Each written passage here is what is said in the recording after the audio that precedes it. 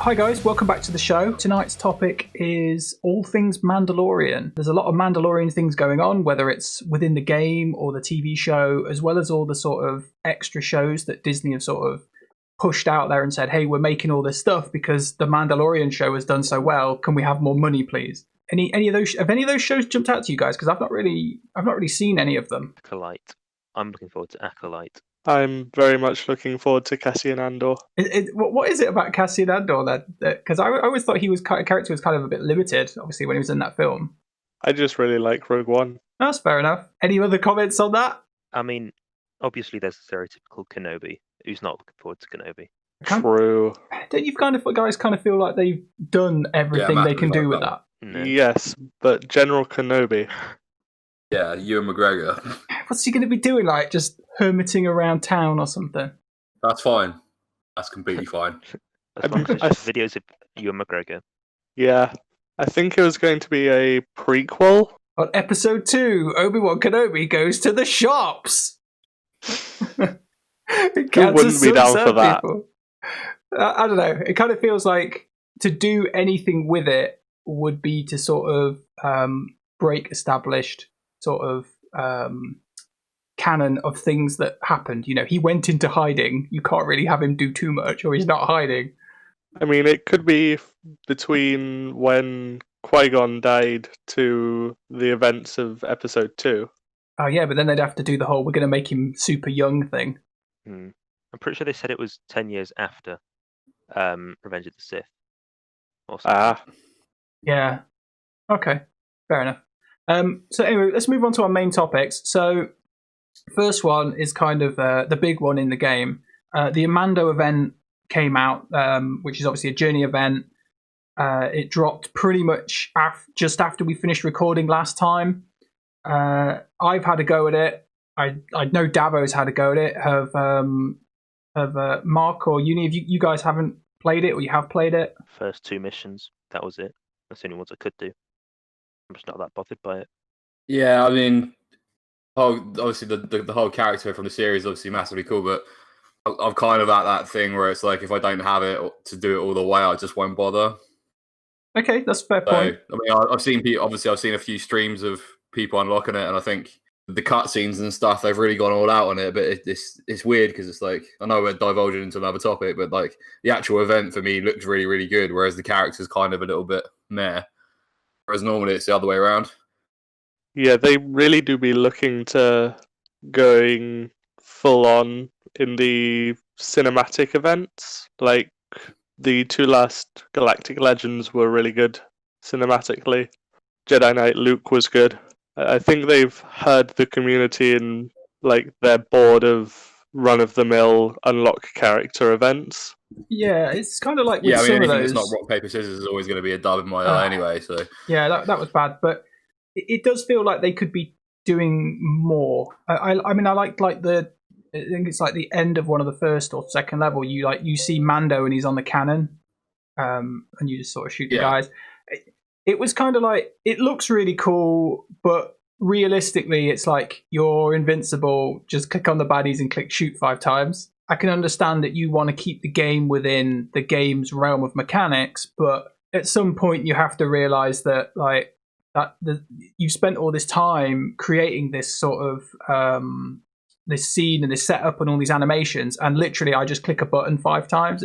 You know what I mean? You could have done something with that to make it more interactive, like like if they went with tap on the screen to attack or whatever, you know what I mean? They just mixed it up for that little bit. Yeah, I feel you on that one. I mean, is it I can't remember. There's one of the events where you fight Vader and the troops, and Vader's got a 20 countdown, and he just screws you up at the end if it gets down to 0 or something. I think that's can't remember who that unlocks for. I think that's on the Jedi Luke one.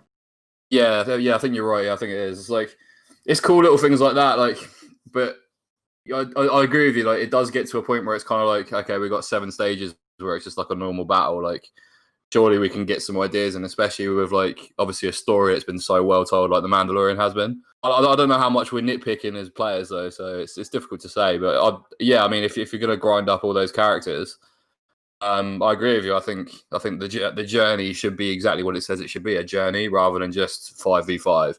It was kind of weird though, because obviously, like in the show, it's mostly just the Mando on his own, and then some side character that doesn't do any fighting or anything. So when I played through the journey, I got up to the level where you basically need to have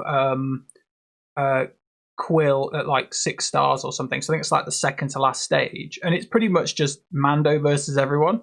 And it was really easy as well. I think Davvo, didn't you like beat the first level with like nothing? Yeah, the first level is really easy. Level 1 Mandalorian. Like no upgrades whatsoever. You beat the first level. Yeah, but it's a first level. It's not meant to be hard. No, but that is like ridiculously easy. I don't think there's barely anything in the game that's that easy outside of like say the first nodes. I'm just playing that level again, and they've actually given you Bounty Hunter's Resolve on the second part of it when you're on the cannon, which basically implies that there is a possibility of dying. I physically don't think you can. That doesn't happen. Yeah, you can't lose. I think my Mando was gear 8 because I put him up for the feat to get the picture because they did that cool sort of Mandalorian, I don't know if it's Django or whatever, portrait picture that I'm using at the moment. So I upgraded him just to have an extra Mandalorian. And at gear 8, he basically just walked through everything. The only character I had to do anything with is I had to upgrade Kara a little bit because there's like the level where you fight the old busted ATST. She just died straight away because I hadn't graded her. So I just pushed her up a little bit and I walked it. It definitely feels like an easy event. Basically, this event looks to be completely for beginners coming to the game because they're using the Mandalorian as a pull to get new players. Yeah, that's fairly obvious. Yeah, but you still need to have every character at 7 stars to beat the last level, right? So, and those characters aren't accelerated. I thought they might put those on as accelerated straight away because it's like, you're a new player, you want to join the game. Do you really want to have your new player have to work his way up to those nodes, which might take him, I don't know, let's say a week, 2 weeks if he's a good player, or it could take him a month if he doesn't really know what he's doing. And then he's going to have to spend 3 months farming them every day to get those characters to then do what is essentially your starter content in terms of events. That feels really long. It's not exactly the starting content for events, but it's the first hero's journey they want you to unlock by the looks of it, like CLS used to be.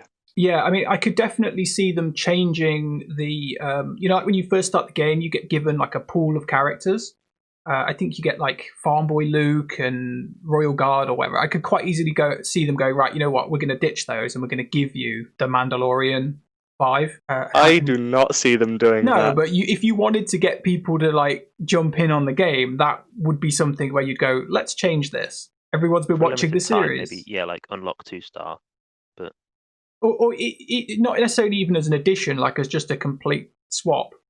Like, these are your light-sided characters instead of the other ones. I don't know. I thought that could be quite good, especially if they want you to play it. But otherwise, it kind of seems like it's too easy. Like, you don't even have to try. With running a business myself, I think a lot of people were saying, "Oh yeah, it's something that." I think Arnold made a video on it about saying like how it's quite easy to access and get the only requirements really to get them all to 7 stars, because obviously I don't think you need a really high gear level to get Beskar Mando unlocked. But it's not really throwing a bone to the new players. It's all it is capitalizing on like mainstream media hype.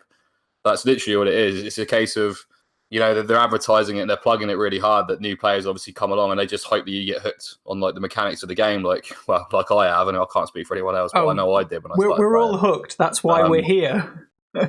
Yeah, so it's not. It's really nothing to do with this is the brand new content. This is like going to be available for the new players. That's why I got my back up a little bit when I saw Arnold go, "Oh, it's so easy access for new players." I'm like, well, it's not really, is it? Let's be honest. It's not something that you can jump in on day one and just unlock Beskar Mando. It's not going to, like you said, you're looking at 3 or 4 months down the line. A significant kind of time investment every day. Like, you're going to have to do your dailies. You have to get your refreshes. It's not. It's not something you can just log in for 5 minutes every day and just get it. Like, it's not going to happen. No, there is a certain amount of commitment to the game if you want to advance quickly or actually feel like you're advancing. Yeah, I mean, and there's nothing wrong with that. Like, I don't see there's anything wrong with that. Like I said, it just got my back up when they just say, "Oh, it's so accessible for new players and early game players," and I'm like, well, it's not. Like, you can say that obviously you can unlock it at a new gear level, a low gear level. You still need 7 characters. Five characters at 7 stars, and someone who jumps newly into the game, you will get distracted. They know that. They know that you will get distracted because you'll be able to farm your favorite character from Star Wars, and like I did when Mace Windu popped up, and it was an absolute waste of time. They know that. If anyone says that they don't know that, then I don't know what to say to you. So that's fair. That's my 2 cents on that anyway. So how do you guys feel about the shards that they added to Cantina? Makes no difference, honestly. Yeah, well, you're not bothered about it. But the drops are horrendous. They're so bad. The data I've seen reckons that it's 1% per character. Whereas the previous Galactic Chasers, obviously there's only been 1 character, but it was been 4%. This is per energy, so 1% per energy per character at the moment. So previously it's you getting 2 characters instead of 1, but they're both at the total shards is half the rate as normal. Yeah, I went in with 1,040 energy, I believe, on the first day, and did all the refreshes up to 200 crystals, and I got 15 shards of each, which was not what I was expecting. No. So, are you doing all right now? I think.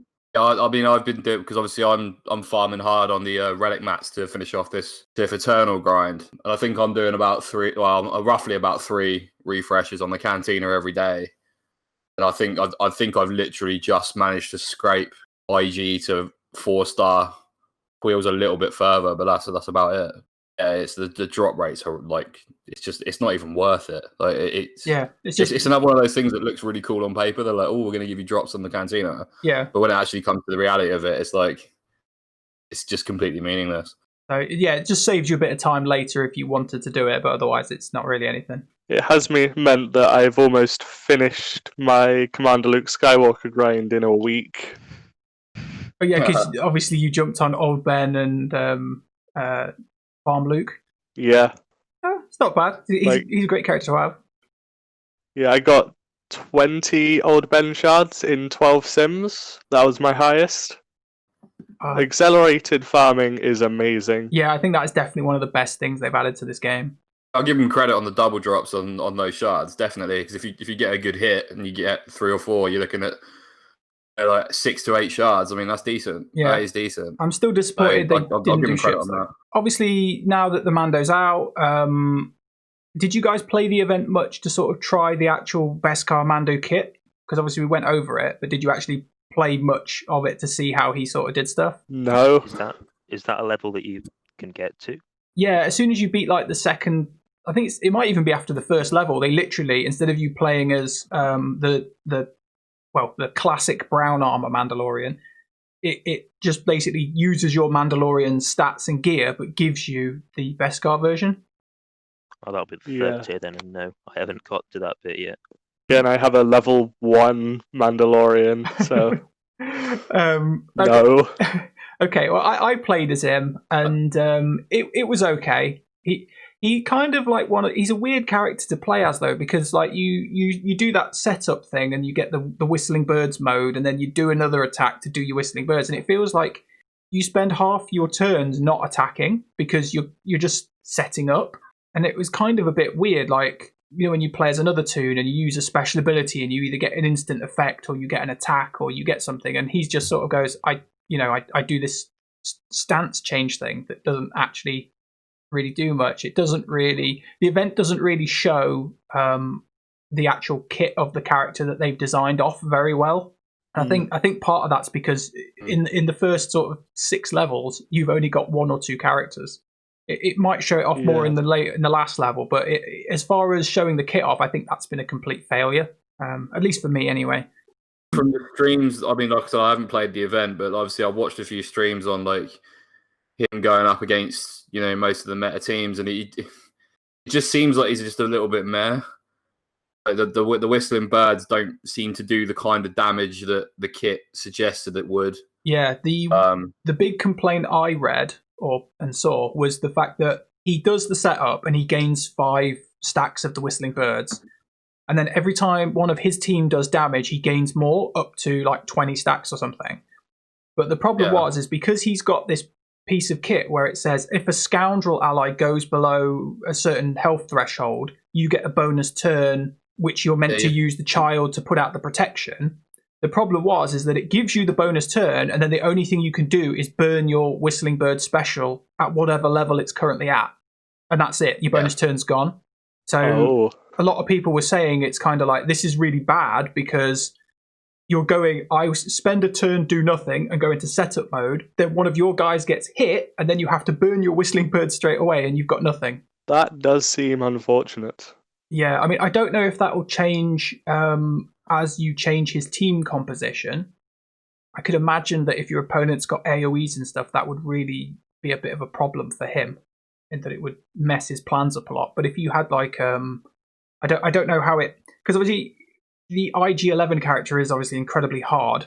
But if you had him taunting and he's the only one taking the hits, I don't think it would be quite as bad. But I don't know. It's not like a guaranteed thing. I don't know whether there's a couple of characters missing, or there's I don't know. Like, I don't know who else you can really add at this stage.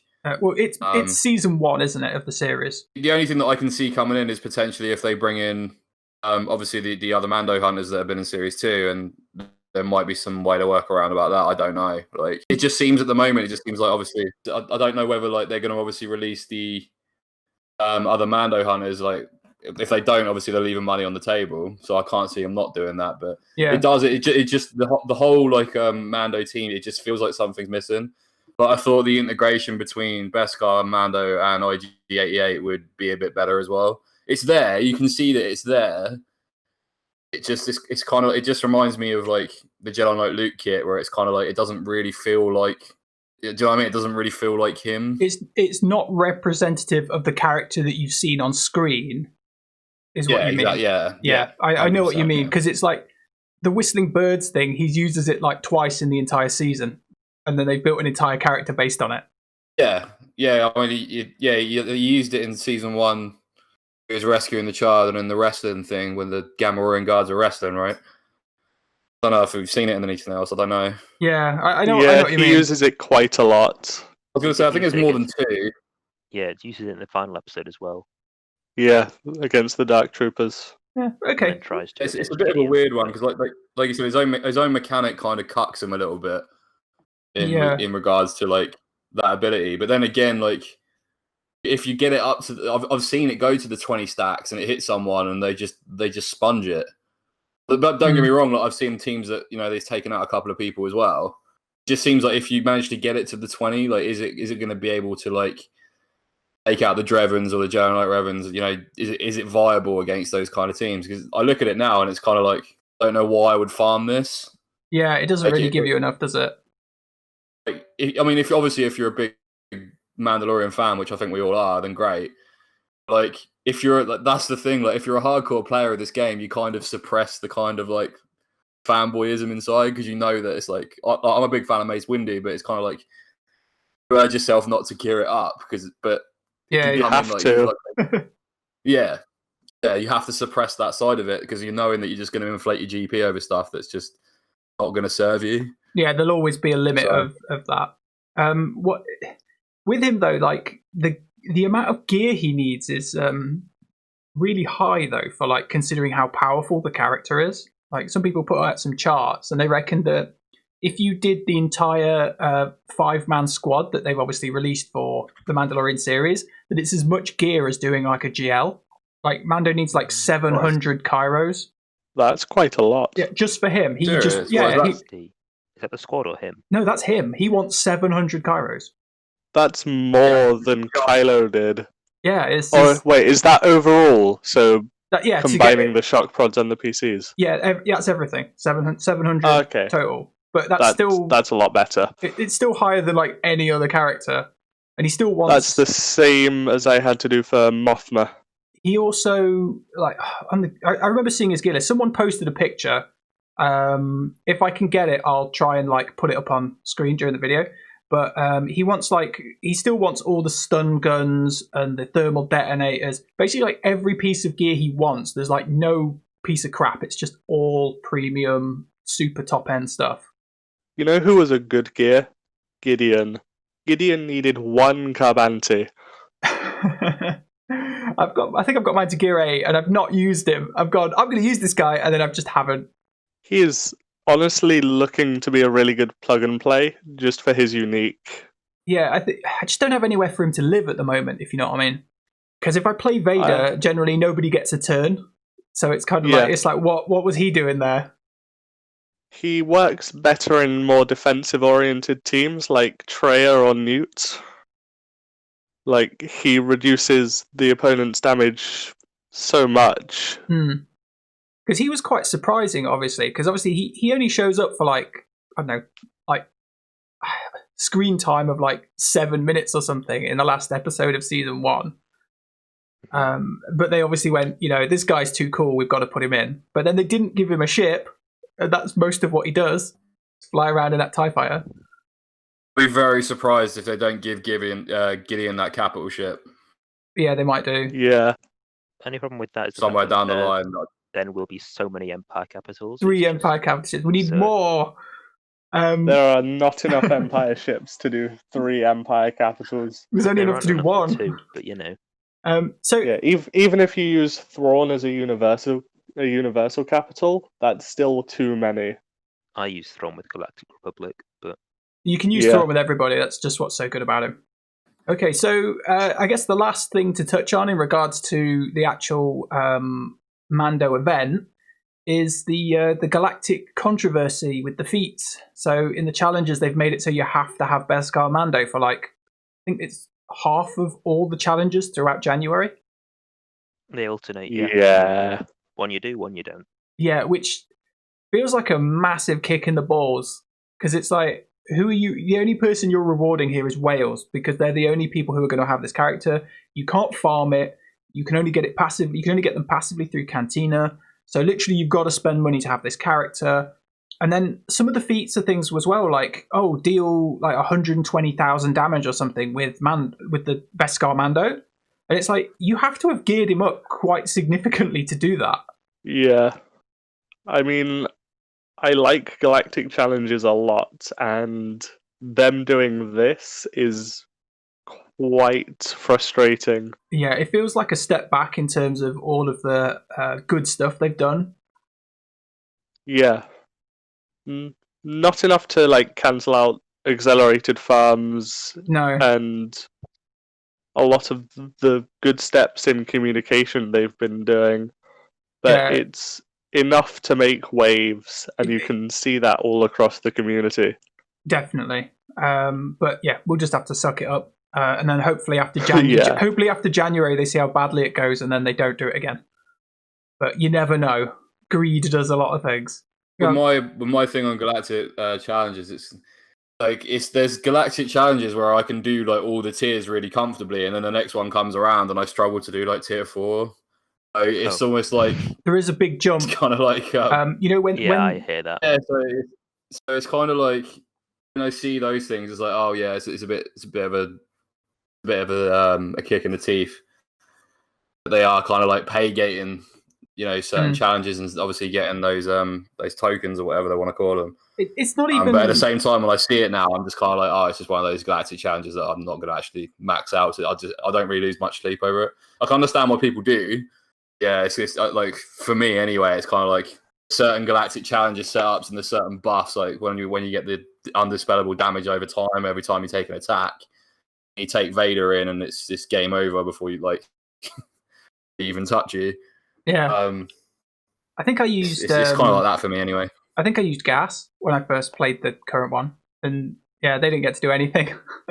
Okay, so moving on. Season 2 has now ended. You all must have watched it. Yep. Yep. So no, I'm not spoiling this for anybody. If you are obviously listening to this, then we are going to be talking about Mandalorian Season 2. If you haven't seen it and you don't want the spoilers, then, well, don't listen to us, because we're going to talk about it. So you guys enjoy Season 2? Yes. I guess my first thought is, what do you think about it compared to the first season? Because I thought it was vastly different. It was different, and I think it had a much more fleshed out direction it wanted to go. But yeah, it felt Like- a lot tighter in terms of its timeline. Yeah, the first season was basically it going through all of the spaghetti western tropes. Him just walking around, helping villagers at random. But the second season, Yeah, he didn't get paid a lot. he didn't. And then in the second season, he's got shed loads of money, and I was like, where did he get that from? Because he pays like the fish man, he says he paid him like 1,000 credits to fix the ship, and I'm like, yeah, he did. He only had like 4 credits at the end of the last series. And then he lost the ship. Yeah. Yeah, the biggest loss. That episode was called The Tragedy for a reason. Yeah. It was that ship. It wasn't. You see, that was really good though, because it really made you like hate Moff Gideon. Like, Moff Gideon's a right bastard. He just blew up Mando's ship. We've just watched that ship get fixed like 8 times this season, and now he's wrecked it. Yeah, that poor ship. It does get beat this season. Do you think we'll get it in the game? No. Yes, 100% you'll get it in the game. 100%. But maybe they'll do another journey for his ship where you have to like get the parts back from Jawas. Okay, legendary ships are not fun. The last one that was released broke the mode for a year. The Falcon event was it was disappointing because it was like play the same level 5 times. You know what I mean? That was it to get it on the highest. I mean, setting. that is what legendary events are. It's the same team scaled up in health. Yeah, but in terms of it's the journeys that are different. Yeah, but when you've got characters, right? Sometimes they're like, oh, well, we've added this Zeta to the character, or this character now has this ability upgraded, therefore the match changes. Whereas when it ships, it's literally, have you got enough health to beat it? That's it. You know what I mean? The bounty hunter ships versus the Falcon or whatever, there's not really a lot going on. They're not ships that have got a lot of abilities. A lot happened in season 2, mostly at the end. And then when, obviously, that episode with the tragedy and the child was doing the cool, like, I'm just going to channel this beam of force stuff, and Mando kept, like, knocking himself out, trying to pick him up. Like, he just gets back up and it's like, right, kid, this time we're going to go. Yeah, and then he just died again. Kind of frustrated me because he's been shown to be fairly smart, and he's just, like, throwing himself about against this thing that knocks him out every time. Yeah, because Ahsoka mentioned in the previous episode that like maybe some Jedi, but there weren't that many Jedi. And at the time, I was obviously thinking, well, I can only really think of 2. And obviously at the end, it turns out that it's Luke Skywalker, but we'll come to that. But my immediate thought was that maybe it was going to be Ezra, and they were going to use that as the way of bringing him back. But I think I would have felt it was cheap because they are setting him up for his own, at least, arc in a different series. Yeah, is that going to be? Do you know what timeline that's going to be? Because obviously Ezra was like 15 or something when he disappears before the Battle of Yavin, and then this is sort of like Mandalorian's like 10 years since that. You know, as a character, he would be substantially different to how we saw him in Rebels if they brought him back at this timeline. Yeah. He'd have lived almost half of his life in the unknown regions of space or without any friends. Yeah, or wherever he ended up leaving it. But as a person, he would be so alien to us that it would almost be like, what's the point in using that guy? Or I still think Ahsoka. Yeah, Ahsoka might even be her search for Ezra. Yeah, she did mention Thrawn, and I was kind of thinking, "Oh, is Thrawn going to turn up at the end?" And then he didn't. I can't wait to see how they do live-action Thrawn. Thrawn was so good in Rebels. Yeah, I think the whole thing with Ahsoka and Thrawn, I think that's the setup for her series. Yeah, I'm not sure that's. I don't think we'll see her in the Mandalorian again. Well, hopefully I don't think that the way Dave Filoni writes, I don't think he likes to rely on one particular crux. Really? Really? I can't believe you just said yeah, that. like, well, Look at all of everything that's that what I feel happens from the whole around. Mandalorian 2 series Yeah. anyway, because obviously, people like Grief Karga, you know, and even like you say, Moff Gideon, with the amount of screen time that they get, he doesn't seem to be like we're seeing the same 3 people like interchange all the time in the episodes. Yeah, but there was a lot that's just my feeling of it anyway. I know, I can understand it, but there was a lot of fan service to stuff from sort of like the Clone Wars series and that, and then the whole Darksaber thing again. I'm like, fuck me, can there be no other MacGuffin other than you need this sword to rule Mandalore? It's like, it's a cool sword, and they had to bring it back. It's a series called The Mandalorian. Okay, that's fine, but it's like, why is it? They brought it back in Rebels. I mean, in fairness, they brought Maul back in Rebels, canon, and it was Maul's saber. Yeah. So you know. Yeah, fair enough. Well, the only thing that I didn't get with it was the whole bit about Gideon obviously saying that she can't just take it off of him, where she actually did just take it off. So I can't remember what it was in some series where she did just take it. Yeah, it's no in Sabine gave it her. It doesn't really fit. I get what they're trying to get at with it, but it's kind of like. But then again, it's kind of like who are they trying to appeal to? Because obviously my dad's watching The Mandalorian, and he's not a hardcore Star Wars fan, but he's seen all the movies. So it's kind of like he has to ask me what the Darksaber is, and I just like, do you know what I mean? It's kind of like it's only when you have those conversations with the more casual fans. Yeah. You know, maybe they do see it as like, you know, really cool, you know, and they want to know the backstory behind it. So season 2 went a little bit too hard, I think, into that sort of stuff, especially near the end. Yeah, because like Ahsoka has never shown up in a film or a mainstream film, even though she's, in my opinion, one of the coolest characters in Star Wars. I so want to do fucking Fulcrum in the game, but I'm just like, I can't. She's not good, but I really want to. I got it to 7 stars just so I'm like, I'm going to do at least that. But I just can't. I just like, she's not good at all. I might do it at some point. She needs a rework. She needs something. She needs faction tags of some kind. But you know. She kind of needs either Phoenix or Rebel Fighters.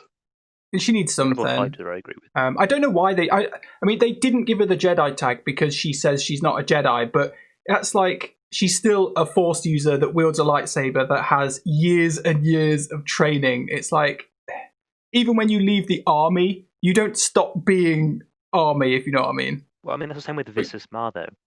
She hasn't got any tags. She's just a light side healer. She's weird though. And by that, she should have Sith. Because she's the only character they really took from the second Knights of the Old Republic that isn't one of the Triumvirate, and she doesn't really match how she is in that either. So she's just a bit of an oddball. I think that's where they. And also, she isn't good. No, because she's if she had tags, I think she would be. Yeah, she's okay. She's not. The tags really lets her down because you just can't benefit from the leaderships, and that's pretty much the same thing with Fulcrum because you're like, well, where do you use her? Because as soon as you could put her with CLS, but now like CHEW-PO and C-3PO have come out. I mean, even though C-3PO is old now, he's still much younger than Ahsoka is in terms of a game character. It's like you don't have room for her. There's just no other good Rebel leads. I mean, Wedge is the only other good Rebel lead, and it's like you can only put so many characters there. Or you end up using him with Mon Mothma now because of the whole Rebel Fighters thing. Yeah, it's such a shame because, she's a really good character out in lore, outside of game. Yeah. She just has no place. What did you guys think of the CGI use in the series, especially in the last episode? That kind of felt like there was a lot. I don't really tend to notice that stuff. Okay. For me, well, obviously all of those Dark Troopers were massively CGI'd. And the CGI on them I didn't think was that good when you got the close-ups of their sort of faces. It didn't look like they textured it enough, but that's probably because they wanted it to be that sort of shiny style plastic, like Darth Vader's helmet. But because it was CGI, it you could tell.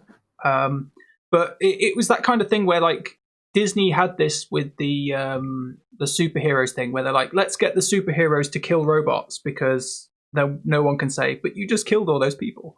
So Luke Skywalker violence rocks without up, repercussions. but it's like that typical thing. It's like Luke Skywalker rocks up and he's just like, I'll just murder everything in my path. Good job. They happen to be robots. Would sure be a shame if there were any people in there. Otherwise, we wouldn't be able to show so much violence. Well, I suppose the Mandalorians did like shoot nearly everybody on the ship, but you'd think there would be someone left. Yeah. There's a difference between shooting a stormtrooper's armor and leaving no actual marks, and Yes. Luke Skywalker beheading a stormtrooper through its helmet. That right there, I think, is one of the reasons. The main reason is because they can show robots being cut to bits because they're robots, but they don't want to show people. Even though for me, that's like one of the most defining scenes in the first film they made was Obi-Wan Kenobi cuts some guy's arm off, and you're like, holy shit, this old man's badass. It's the same thing they did in Battlefront 2. When you're playing as the Separatist, your droids can show a lot of decapitation when you're killed by a lightsaber user. But when you're playing as one of the human or alien factions, you just fall over. Yeah. It's the same as both shows as well, though. If you ever see like a clone getting killed, it's always like nothing happens. Like when that episode when Maul beheads all those civilians, they all look away and the camera pans away. But then Jedi decapitate droids all the time. Yeah, it's weird the way that they kind of when you think about it in I don't know, sort of like philosophical terms, the Jedi are quite bad. You know, we're the guardians of peace through laser swords. You know, it's like okay, fair enough. The power of friendship and the ultimate force in the galaxy. Anything else you guys want to say about season 2? It's funny to me that you said about the CGI with the Dark Troopers, because it's like I'm so invested in the story and how they actually build them up and how they talked about them in certain episodes where they're saying like, obviously they removed the one weakness which used to be like the human inside of it. I was just so like invested in it, and I just thought they looked so badass and the way that they move around and premise behind them. I just thought it was so good that I just didn't even notice. That's fair enough. I didn't notice that badly, and I think you can get away with it with robots. Yeah, because like they are robots, they are mechanical. But once you start, if you link it back to the game, I'm really excited because I think I know obviously with Moff Gideon's leadership's a little bit like it's way behind Veer's.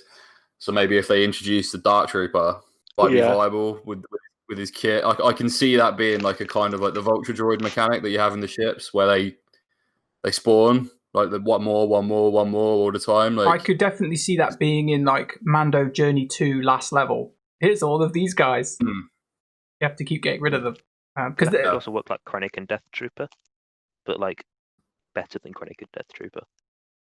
You take that back about Krennic. Krennic isn't a good character, and I'm the one with a gear. You're right. But what? Yeah. Yeah, that's it. But yeah, that's it. You are right. There's nothing to say about Krennic. That's just that's as far as it goes. Yeah, I am looking for a way to make Krennic lead good. Any viewers out there who have a way, please hit me up. Definitely drop us the highest damaging abilities in the game. Ooh. Yeah. Doesn't make him any good. You're right. I am accepting this. I wish he was good. There is a lot of acceptance here of the quality of Krennic, but or their lack of. You never know. Yeah. You never know. He might get the Death Star as his ship since Grand Moff's got his ship already. The moment they add the Death Star as a playable item, they have lost. I personally think Powell should be the one leading that, just because. What comes next? They've obviously said they're going to do a season 3, and we got the end of credits Book of Boba Fett, which Book of Boba Fett. What did you guys think about Boba Fett as a character? Because I mean, I've watched a bit of the Clone Wars, but I've not seen the bits with him in it. He in the Clone Wars is a solid meh. I don't like him as a character in the Clone Wars. He's just kind of a whiny kid. Great. Yeah, a whiny kid who keeps wanting to kill Mace Windu and somehow manages it. Well, nearly. Yeah, because in the series though, when he shows up and he's got that I don't know what it is, that stick, and he's just brutal.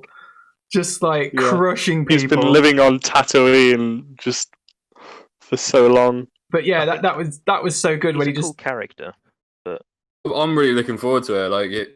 Oh yeah. I don't know if you guys have read the comics and read the books. Like if they go down the route like how they're portraying him in season 2, more like the comics kind of Boba Fett rather than the idiot who falls in the Sarlacc pit from Return of the Jedi, and like obviously like you said, the ones from the kind of like the whininess from Clone Wars. I think I'm really looking forward to it. Like really looking forward to it. Yeah, this is the first time he's been portrayed on screen as an actual badass. It's very true. And I am all for it. I mean, even Jango Fett, Jango Fett like comes across as a badass, but then actually when you see him do stuff, he doesn't really do anything. Yeah, he just kind of exists to get decapitated by Mace Windu. Yeah, he runs away from Kenobi and then he shoots some random Jedi and then he gets killed. I think the problem is the fact that he was built up. This whole Jango Fett thing was kind of built up as like the donor, but then it was almost like the Jango Boba thing was built up to more than it is. Yeah. Like, in the actual prequels, in like Revenge of the Sith, there was nothing about it. So until the Clone Wars came out and they added in more Boba Fett stuff, it was just a bit useless creating this kind of cool character. Well, I suppose like when you get things where some characters are like, he's the best bounty hunter ever, and you're like, oh, he's not. Cad Bane's way better. Oh yeah. All of the Clone Wars, all of the bounty hunters that feature in their prime in the Clone Wars are amazing. Like Embo is a god in my eyes. He is. So why haven't you done bounty hunters then? Well, you see, my dear RaiderOne, I can't be bothered. No, fair point. You know, if I'm going to do a bounty hunter team, it's going to involve anything but Bosk. Embo is definitely having a place. Yeah, I've got Embo. He's really good fun to sort of use. You say you don't want to use Bosk though, but Embo is really good under Bosk lead because Bosk gives him more protection and he deals damage based on his total protection. I never said it was going to be a good team. I know. It's fine. Jawas would be better. Oh, yeah, Jawas. I want to do some Jawas as well, actually, but I've got to sit this Galactic Luke nonsense. I'm too far into gearing Rolo to turn back now. I must keep going. She wants everything. She's horrible. She's so bad. I don't recommend it to anybody. 12 Royal Guards, so I can't exactly just stop now. Yeah, but like if you took 3 Royal Guards and put them together, that's like Rolo. She's Imagine awful. not having the Galactic Legend you're going after. I honestly can't relate. Yeah, I'm sure you can't. Hush. So season 3. Complaining about it. Season 3 of The Mandalorian. Have you guys got any predictions or thoughts about what's going to happen? No, they kind of tied up the whole the Mandalorian story. Like he's the child if thing. They're going to do a next season with him. They're going to have him either do bounty hunter work or just kind of not. See, I'm not sure they'll even revisit him. I see. No, I don't agree with that at all. Like he's leader of Mandalore now. Yeah, he rightfully won the Darksaber. He's the right. He's got a claim, hasn't he? I think that'll be played into. True, actually. Didn't think about that. They could have it as like Bo-Katan sort of like, right, you have to go spearhead the reuniting of our clan because. Oh no, Bo-Katan wants that saber. I reckon Bo-Katan's going to try and kill him for it, but Mando's going to kick her ass. That would be funny. She does sort of come across as Gideon yet either. No. Oh no. The thing is with Gideon though is it could go two ways. Either like he escapes and comes back as the baddie, or it's sort of like they just go visit him in prison for 5 minutes because they want some information. Yeah, it's like Zahir in the book 4 of Legend of Korra. If any of you have actually watched Avatar, I'm assuming too much here. You're assuming a lot. No, I haven't. Assumptions. Okay, first of all, shame on you. Go watch the Avatar after this. Star Wars podcast, please keep it. True. Together. I'm really scared because in the timeline, Palpatine's still alive. That really worries me. Maybe they'll just do away with that and forget about it. Dead at this point. Palpatine is That's dead. 5 years after Return of the Jedi. He comes back to. Wait, no, this is after the Empire's fallen, isn't it? Yeah, this is not. This is like trilogy's done. Yeah, but Mandalorian's set 5 years after Return of the Jedi. So if you're taking the sequels as canon, then he would still be alive. Oh no, he comes back from the dead at that point. He uses Sith Lords in hell and comes back, I think. Yeah, this is what I'm saying. It just worries me that they'll find some way of including him. However they do, it'll be ridiculous if they do. Hopefully they won't touch it. No, I Can't see Somehow- Filoni doing that. Palpatine was Palpatine just has worried me. returned. Palpatine's stuck on his little crane in his little planet. He's not Yeah, going to the chair figure. It's Space Zimmer frame. Obviously, there's going to be season 3. We're going to get season 2 content for the game as well. They said that they're going to include the Mandalorian armorer from season 1. Yeah, Who I'm hoping. she was kind they of cool, but you will never actually make- really saw her do anything. No, It was all She made implied. armor. It was but it was You know all what sort my of theory implied. is on that? I don't know if I've talked about this, but I don't think she's going to be a character. I think she's going to be a table, like the same way the scavenger thing is. So, what do you think they're going to replace the scavenger with her? Oh, I think there's going to be another another gear component. Oh, great! she's So, gonna add. no. so she fashions Don't- relic 8s don't or do 9s this or to me. something. Because if you read the release, it doesn't actually specifically say she's coming in as a character. Right? There's Okay. And a obviously lot that of space picture on that the they have left-hand is side her of the banging casino. away on the That would be disappointing. gear. They've talked about like relic abilities and stuff like that before. Well, Oh, they haven't fuck brought relic them in, so abilities. maybe No, relic abilities are like one of the dumbest things they could do. The Yeah, characters but are already we've had powerful dumb enough. things before. I'm just saying I can see that happening. I can see that being like a new table. Oh, never underestimate Problem is, so stupidity. can I. Now that you said it. So, what about like a Mando faction tag? Do you guys reckon we'll see I that? want one of those. I mean, Yeah, that'd that be would be cool. fun. because I'm not sure we've It'll got give enough. Sabina use. I'm not sure we've got enough Mandalorian characters that work together. Do you know what I mean? Because you've got like Gar Saxon and Imperial Super Commando who are so god awful, but they're also kind of like Empire. Even though they are technically Mandalorians, they are basically Empire troops with jetpacks.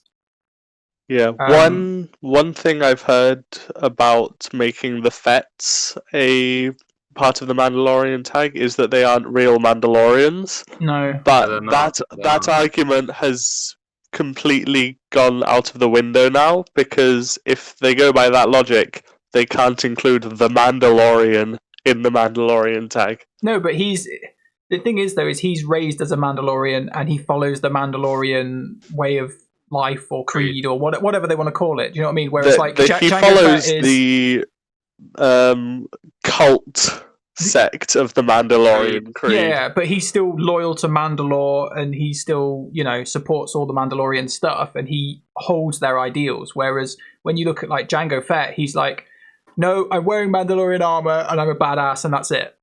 I look Mandalorian, I'm not Mandalorian. But basically, yeah, the argument was that they can't be Mandalorians because they weren't born on Mandalore, and that's just like not true anymore. Yeah, I mean it just kind of seemed a bit weird anyway. Even when you think about like real world stuff, it's like if you get born in Australia but you're English because you just so happen to be born there, it doesn't make you Australian. You don't just become the culture where you were born. It's it's where you grew up and what you grew up with. There are 7 Mandalorians in the game, and I feel like if they do add the armorer, they've got to add Bo-Katan at some point. That's 9. And How if would there's the armor some work sort of- as an actual character though? well, she- Probably well, like at the end a of the support last buff. season- It could be like Wat At the end of Tambor. the last season, she was attacking. Yeah, she did beat some She guys killed up. a bunch of stormtroopers. I can't. She's not involved with enough characters in the game. No, I think it's a cool character, but it hasn't done enough to warrant putting it in the Putting money game. on it right now. She's going to be Scavenger 2.0. All right, Scavenger 2. I think what they're going to do is introduce a couple of generic Mandalorians, like we saw in the start of season 1, Yeah. just to round out a Mandalorian team and add the armorer in. But that's basically what Imperial Super Commando is. Yeah, He's just a Mandalorian. Really shit one, Yeah, but he is one. they'll add just some generic troopers So, like they do with other factions. yeah, I mean, I did have sort of 2 interesting thoughts with them having a Mandalorian faction. And the first one was that you could have a whole team where everyone's got Mandalorians resolved straight away. Ew. Yeah, or the fact that where everybody owns the Darksaber because it keeps getting passed around like candy. So you go, oh, I've got Sabine with the Darksaber, I've got Bo-Katan with the Darksaber, I've got Mando with the Darksaber. It's like, oh, really? You know what would be funny? You know Jedi Knight Revan's granted ability? They have that, but for the Darksaber. What, where they pass it round? Yeah. Like strategic advantage, but it's a strategic Darksaber. Darksaber. I really want a mole with a Darksaber. Like a mole from that era. We'll get one. I think 100% we will get one. I mean, I was surprised they didn't do Metal Legs Maul, but then he's kind of similar to regular Maul, so that could be a Galactic Legend. You could have Ahsoka, Galactic Legend Ahsoka, and a Galactic Legend Maul. The Galactic Legends don't make any sense though, where they go, this character is more legendary than these other characters, but they've done all the legendary characters already, and it's just like, let's just use these straws over here, we'll make something. I know, Zimmer Frame, it's Sith Eternal Emperor. He's clearly a Galactic Legend. It's like, the guy's got like 5 minutes screen time and all he does is blow himself up. Okay, but he does also put on an amazing light show. Right, so he's a DJ. Yep. I feel like Maul, not Darth Maul, Maul, Galactic Legend Maul could be a scoundrel Galactic Legend. Oh yeah, if definitely. They did run the criminal underworld. He ran the 3 major houses. And then if they were going to add in a Jabba the Hutt, that would be Bounty Hunter. Oh, why haven't they done Jabba the Hutt? Jabba the Hutt would be great. Even Bounty Hunter Galactic Legend. You just want Jabba the Hutt, because he would have to be a Galactic Legend, Jabba the Hutt, and he would just be like, he would probably be the only Galactic Legend who doesn't attack, or if he did attack, his attack would be, send my little monkey to like peck you or something. Or he has a pet rancor that comes in and just no, it'd be the monkey. I can't remember what it's called. It's got a funny name. Wacky and monkey lizard. Yeah, it would just be that thing. And this is what's so great about Instantly all the characters in the new defeats TV shows. It's like it's just reaffirming the fact that Galaxy of Heroes is probably going to be around for another decade. Oh, definitely. Yeah. As long as they keep making Star Wars TV shows and stuff like that, the game will keep going. You're just going to add more and more. I legitimately think we'll get. I think there's only 2 things that they will never ever put in the game. That will be Hawkins and Slave Leia. I genuinely think we'll probably get everything else. I get the feeling this game will die before we get far into that. And the only reason that I think it will die is because the whole structure of the game being designed on leveling up stuff. Because we've already reached a point where for new players to come into this game and enjoy it, it is like almost impossible. And not enjoy it as in just like you're enjoying playing a game, but you know, like when you go, oh, I want to play in arena, or I want to play in Grand Arena, and this guy's got, it's like the Grand Arena game mode, if you take that as the main PvP game mode, it explodes. I mean, we were talking about this earlier, like, well, I was talking to Davvo on Discord, and you were saying that like your opponents, you either crush them because you've got Super Kylo Ren, or they crush you because their roster's too big. Yeah. And with the more relic levels, the more, because they are gear levels. Capital Games, I know you said they're not gear levels, they're fucking gear levels, they require gear.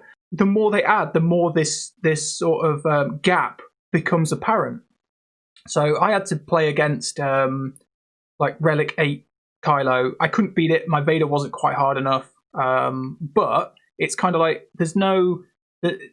Do you know what I mean? It's like, well, what happens when we get up to like Relic 15 or something, and you're going, this character is so invincibly hard that if you don't have Relic 10, that's it. You can't do anything, because the power gain from these relics is like incremental. So the gain you get from 6 to 7 is not as big as you get from 7 to 8. You know what I mean? It's just, the game's going to kill itself because it's going to reach a point where it can't grow. Yeah. I don't necessarily agree with that. I think, yeah, I mean, I think you're right if they don't change the mechanics and the way things that you can farm things. If they're gonna like obviously continue on with the power creep, then there will become a point where these like the Zimbiddle stuff that's ridiculously hard to get hold of now will become more of an easier thing to get because it's not as end game as the newest thing that comes in. The only way I can think of them I don't necessarily agree that it will eat itself. I think as long as they keep it in check as because I mean, as long as they keep the power at the power rather than making it something that's something so far and beyond that you have to wail so much to get to that level, then I think you're okay. That what you said there, the whaling, that is the point of why it will fail eventually, is because you get to a point where it won't make money the way it currently makes money, so they'll just end it because of the way the creep will end up. You know, I think a majority. I still think the majority of their money does lie in new characters. Because if you have new characters and you have gear and you have brand new relics and you have brand new metas, the gear economy you would works, farm up more. You'd farm up stuff that you wouldn't have done before. I think that's really where their buck is, especially as the fact that you can't even buy relic 8 stuff. No, but then you couldn't buy Zetas at one point, and they've added them to a couple of packs. You know, but it's whales are always going to spend on this game.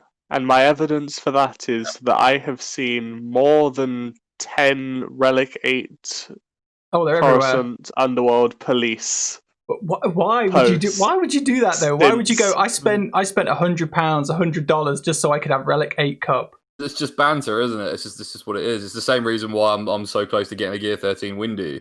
I mean, don't get me wrong. That's nowhere near on the level of a Relic 8 Cup. Yeah, but the point is, at least you like people that are going to spend money on this game because they like Star Wars. Yeah, no, I understand that, and that's fine. But I wouldn't throw away $100 just so I could make a joke on a forum. That's because you are you and they are them. You don't have that kind of income, I'm assuming. They just they can afford to blow 100, 200 quid on a fancy new funny character. Yeah, I can't see the game ever dying that way. I legitimately can't. You never know. But they might go, we're going to do Dialects of Heroes 2 rather than and change it so they don't end up in that same problem. I don't know. Who knows what will happen? I feel like that's possible. That's how they would kill the game. Resetting everyone's potentially progress. Yeah. You imagine the scene. Yeah. No one would want to go into the new game as long as the current one is running because they have spent thousands of pounds on it. Some of them have. Some of them have spent ridiculous money. And even if they haven't, they've spent years of their life on this game. I don't think it's definitely a fun game. A sequel will ever happen. No, maybe not. That's not how these games work. No, that's fair enough. We'll with all those series though, it's definitely going to keep going. So, if anything, the releases might speed up because I mean we've had quite a lot of stuff drop this year, especially towards the end of it. It felt like the first half of the year they were really working on sort of like back end stuff and not really pushing a lot. I mean, they dropped out the Mandalorian character in Grief and Kara. They came out kind of early, and then it was kind of quiet. And they were doing all that back end or whatever they were saying they were doing. And then obviously just near Christmas, we've had quite a lot of things happen. You know, obviously we've had the double shard change, which has just been massive, which has brought players back. You know, we gained one of our guildmates back who hadn't played for like 3 months. And then another one, as I mentioned to you guys before, had messaged me today saying that he was thinking about coming back to the game just because it's just so much more easier. Possible. Yeah, it's not such a grind. Yeah. Hello, if you're watching this, welcome back. That just kind of reinforces my point from earlier. Like I said, they could do that with stuff like the relic grinds. Yeah, I think like they'd have to give out a lot more gear though to make that easier. Just because, like, getting certain characters up to just gear 12 and you're like, this character wants 400 Carbontes, and you're like, oh, that's a lot. It takes a while to get those. You know, the weekly challenges give you them. You get about 50 a week.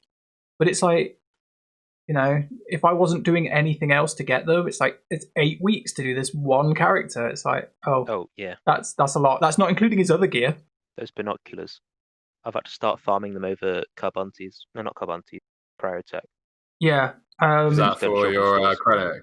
It is, because I had to take Royal Guard up. Yes. So I used those. I keep seeing your complaints on the Discord. I mean, I had like 156 stun guns, and now I have none because Royal Guard just literally swallowed them. Have you guys found a use for your new shiny Royal Guards. No, but he's not even like, yeah.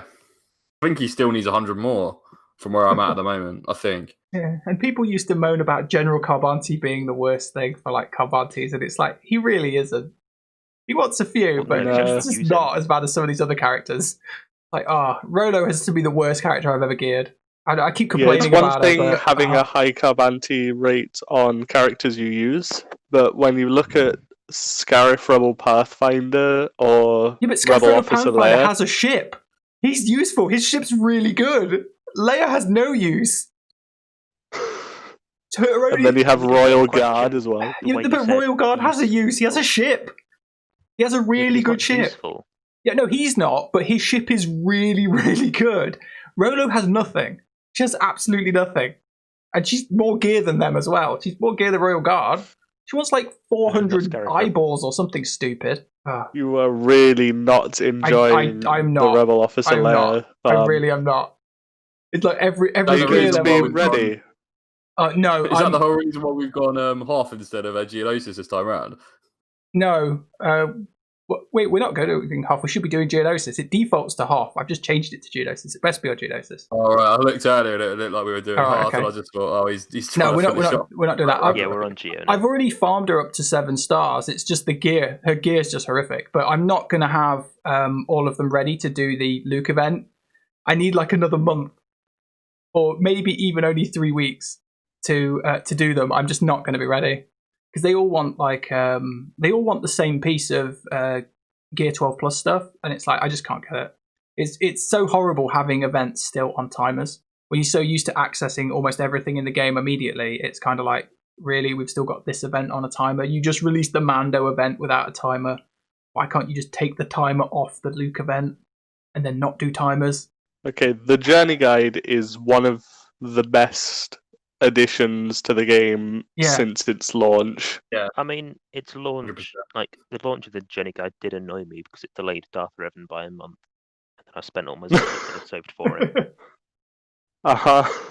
That's your That's why biggest I've got my complaint clone about team. it.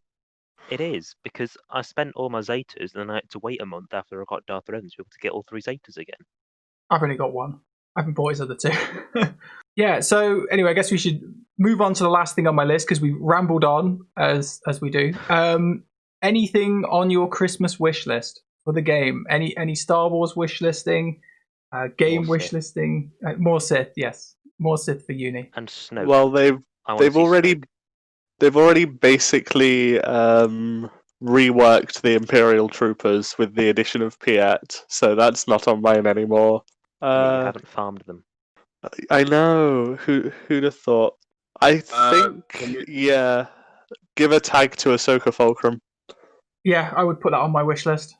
Or just an Ahsoka rework, because I can't really see them releasing another one and going, here's season 2 Ahsoka from her 1 episode, and you're like, but it's Fulcrum. It's not. It's just Fulcrum.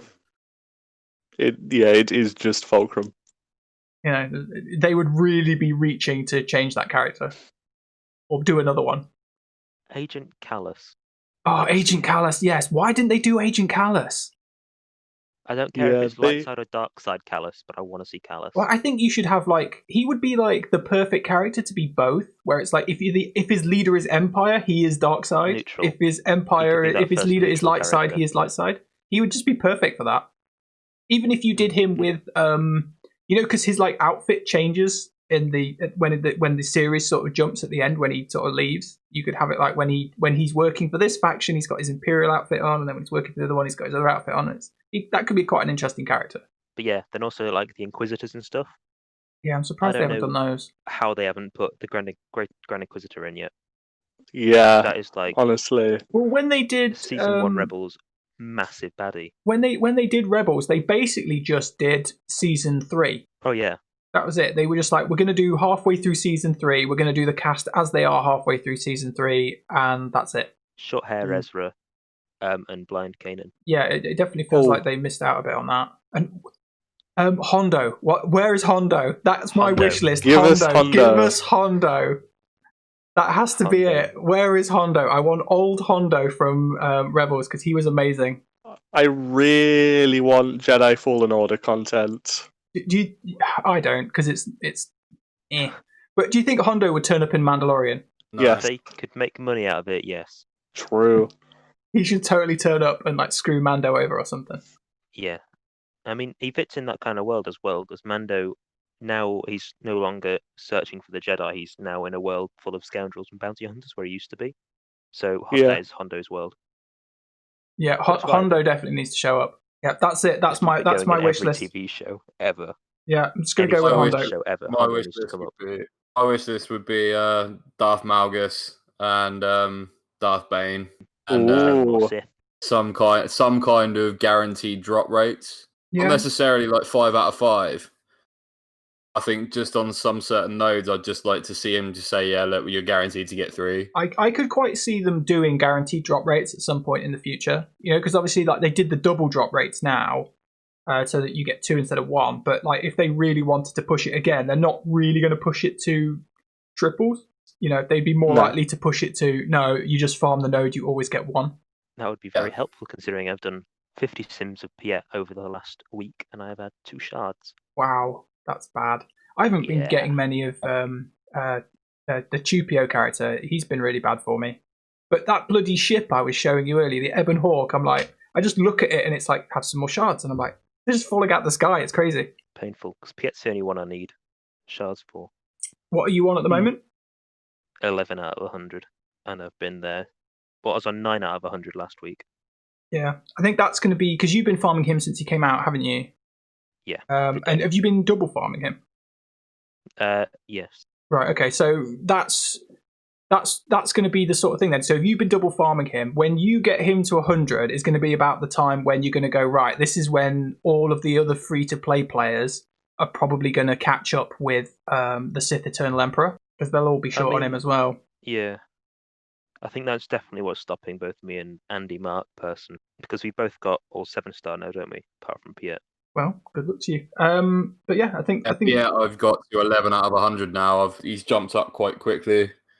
I knew I was going to get stuck behind this gear on Royal Guard and Krennic. I knew I was going to hit that wall, and I've hit it. So it's just a case of just sticking with it and grinding it. Yeah. Galactic Legends, don't we love them? But I think we'll end the show there since we just seem to be rambling on about random stuff. Yeah, we got sidetracked a lot. We just that's it. Just being sidetracked is a thing. If you've got any comments, please leave them below, or if you can find our Discord, I might provide a link and you can jump on it and just be like, who the hell are these guys? There's like 4 guys in a Discord. But yeah, let us know, and we'll see you next time. Bye. All right. Toodaloo. Bye.